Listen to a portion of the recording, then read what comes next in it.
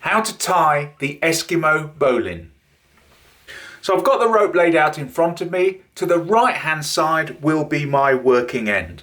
Now the first thing we're going to do is just get it at this point here and form a loop like so. Just form a loop at that point there so that it's going round underneath itself, around that loop and over the top, and then to my working end.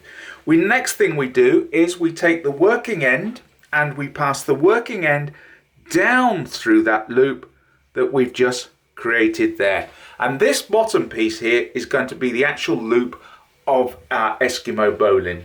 The next thing I want to do is I want to pass that working end there over that top part of the loop and then underneath this loop here.